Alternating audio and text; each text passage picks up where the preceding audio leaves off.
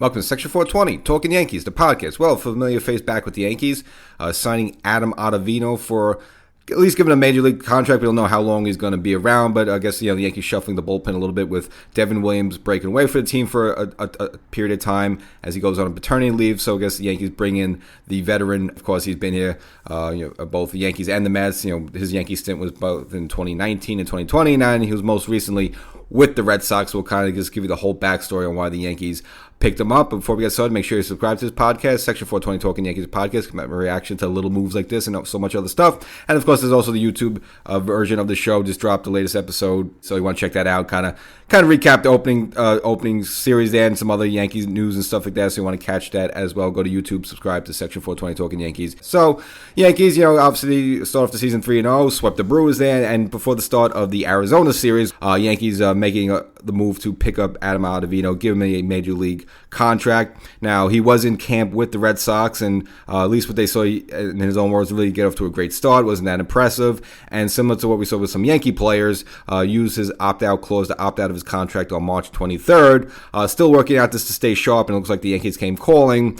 Reason the spot open is because Devin Williams, the Yankee closer, had to part ways with the team, I guess, on paternity leave. Now, he will rejoin the team on Friday, April 4th, so he'll just be away a little bit. And beyond that, Ottavino is not actually sure if he's still going to be with the team or not. He said, in his words, he's not really looking past Tuesday, whatever he means like that. So this might be a 1 week thing, or maybe it hooks along. Maybe the Yankees decide to drop somebody else. We don't know. Obviously, I'm sure a lot of Yankee fans would like to drop Mark Leiter Jr. just the way he, him with a little help, a little assist from Tim Hill, but choked away at least the opening game against Arizona. Yankees leading 4-2 there. Now, he did inherit a couple of runners there, but he also was sloppy, walked a couple as well, loaded the bases up. Now, I did get Josh Naylor out on a strikeout there, and with 2 outs there, and it was, held out hope that he could get out of the jam, but then surrendering a grand slam to Suarez to turn a 4-3 Yankee lead, and then a 7-4 Yankee deficit. And of course, the Yankees would go on to lose the first game against Arizona there. Again, Mark Leiter, the one really instigated that there. So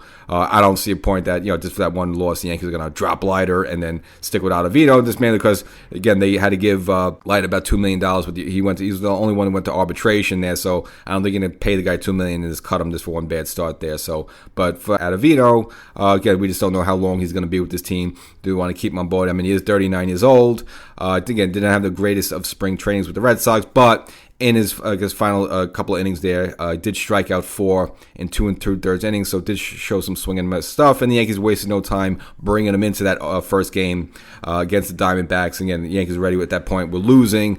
He did retire 2 out of the 3 batters he faced there, so it looks like he still could get out major league hitters.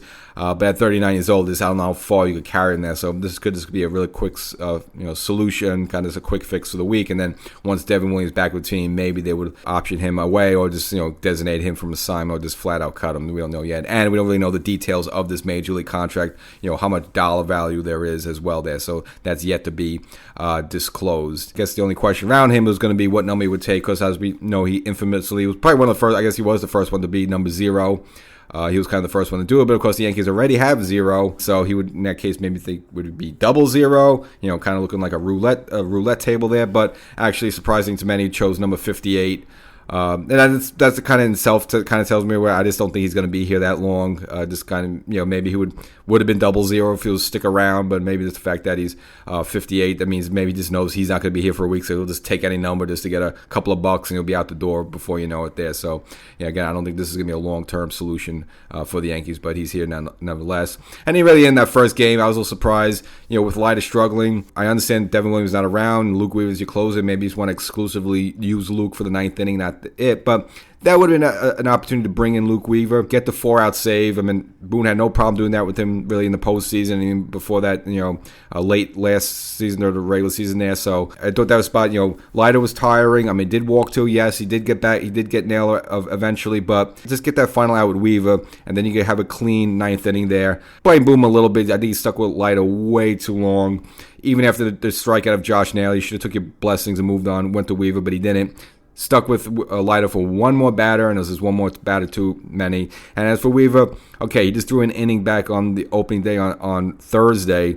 Other than that, his arm wasn't been used, so he was nice and fresh. There's no reason why he couldn't get 4 outs from the guy there. So as much as you want to blame Mark Leiter Jr., you got to blame Boone a little bit as well. And I understand it's very early in the season. You don't want to tax guys too early into a long season. And yes, the Yankees weren't going to go 162-0. They were going to lose some games, so okay, I understand that. But again, I just thought that would have been a good situation for Luke Weaver. And as for the Yankee bats, a couple of more home runs in that opening game, one by Volpe, so his third of the year. Now he's someone who used the torpedo bat, so whatever you're going to say about that. But also the first home run of the season up by Jason Dominguez, hopefully the first of many. And so even though the Yankees had lost that game, of the 18 home runs they've hit so far through the first 4 games of the regular season is now a new major league record in baseball. So the Yankees now own that throughout the first 4 games of the regular season. So as the episode, Adam Ottavino is a Yankee again. I don't think he'll be here that long, but let's see how it works out. Hopefully it works out for the best. We'll catch you next time.